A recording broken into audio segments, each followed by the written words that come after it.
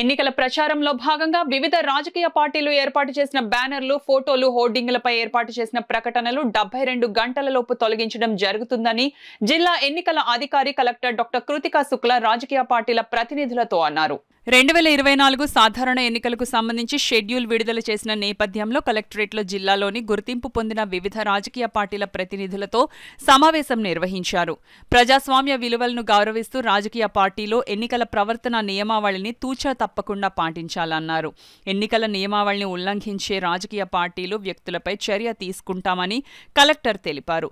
ఎన్నికల ప్రవర్తన నియమావళి పటిష్ట అమలుకు జిల్లాలో cVIGIL app, police, flying squads, statistics, surveillance, ఇతర బృందాలు నిత్యం పర్యవేక్షణలో ఉంటాయన్నారు. జిల్లాలో నిష్పక్షపాతంగా ఎన్నికల ప్రక్రియ నిర్వహించేందుకు రాజకీయ పార్టీల ప్రతినిధులు సహకరించాలని కలెక్టర్ కృతికా శుక్లా కోరారు.